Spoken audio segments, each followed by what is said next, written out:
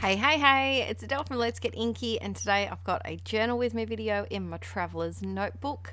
I am still scrapping some photos from last year. This is following on from the last journal with me video where we went on holiday to Melbourne, which is in a different state than what we currently live in, and it was our first big, no it wasn't, that's a lie, it was our second big family holiday. It was our first big family holiday, just the three of us.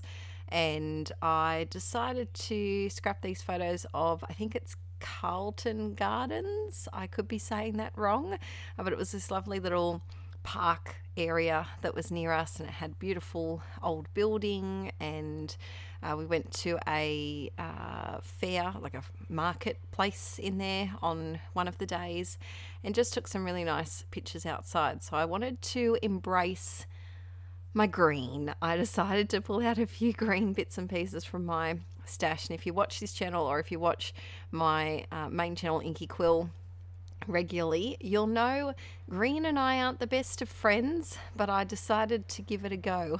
So the first step, whenever I'm doing a spread in my traveler's notebook, I always stick the photos on first. I find that it kind of helps me position the rest of the page and make sure that my photos are spaced out a little bit and where I want them to be. So I'm using some different bits and pieces. A lot of these pieces were from some happy mail that I got. So thank you to the inklets. I think a couple of them sent me some things. And I had this little piece of polka dot tissue paper floating around on my desk. So I thought I might as well just stick it in rather than try and save it for a different project. It's best to just get it out of the way and used before it gets accidentally thrown out or flies away, as tissue paper quite often seems to do in my room. I seem to find slithers of tissue paper in very random places. I think because I often have my fan on and it just blows it everywhere. So then I went through, I think it was an old Schmel sticker set, and it had lots of leafy clear stickers. So I'm just popping those here and there. And also that little bear, I love that little bear sticker. I'd been saving that up for the perfect layout, and I thought this was the perfect place to put it because I'm sick of saving things for the perfect page. I think that I've talked about this a lot, but I have really been trying to use my supplies up instead of trying to hoard them and save them. This is also from that same Schmel booklet, and they were little washi tape strips, and so I tried to create 3 little clusters of washi tape and just try and use as many as possible. So I get a lot of questions from people who want to start journaling in a traveler's notebook and don't know where to start.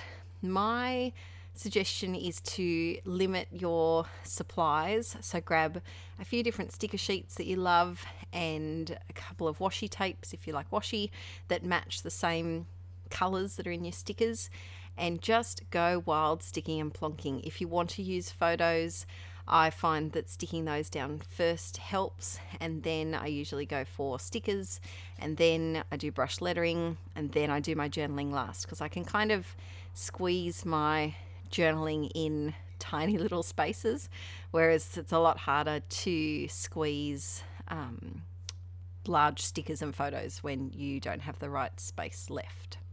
I've had these stickers in my stash for a little while. I think they were from Studio Calico, and they're clear. I really want to use them up because I have trouble sometimes with clear stickers, just because a lot of the time I'm trying to place them onto either pattern paper backgrounds or overlapping photos, and they're a bit difficult to read properly. And so I'm trying to use those. I think I've actually used them up now. I filmed this a little while ago, and I'm voiceovering it now. But while I've got you here, peeps, something exciting is happening in the next couple of days, depending on when you watch this and what time zone you're in. But I'm doing a live stream. I haven't done a live stream for a long time, just because toddler life is makes it quite difficult, but I really wanted to get a live stream done before the next baby arrives in November, and so I am going live on my main channel, Inkie Quill, at 7 a.m. AEST, Australian Eastern Standard Time, on June 16th. I hope I said that right. So if you're in my neck of the woods, if you're Australian, New Zealand, a little bit north around me in the same time zone, that's Sunday morning. But I know for a lot of my Europe peeps, I think that's Saturday late at night. I'm sorry, it's so difficult to get everyone in the right time zone.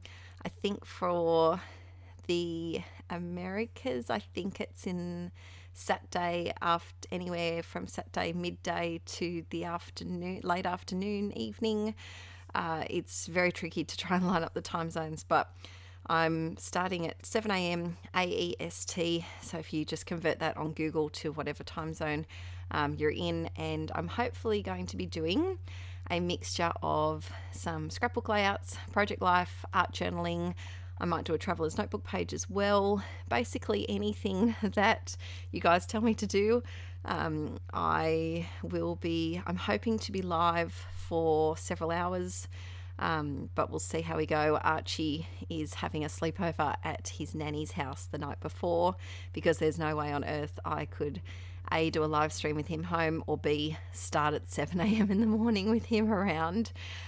So I'm really looking forward to it. So don't forget to pop in.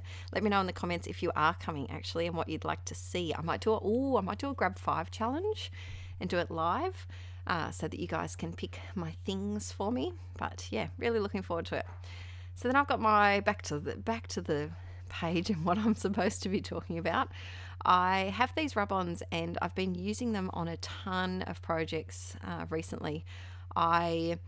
This pack of rub-ons was good bang for your buck. It was I think it was Paige Evans from one of her collections, and it had a lot in it, and it lasted quite a while.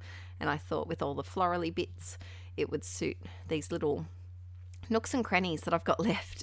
When I do a traveler's notebook spread, I often have these little tiny spaces, so it's nice to just put on a rub-on, and they're handy because they're flat, of course. There's no chipboard part to it. They're just nice and flat, so they don't bulk up the album too much. I also get a lot of questions about putting in bulkier items in your traveler's notebook. There's no rules. You can do your insert however you want.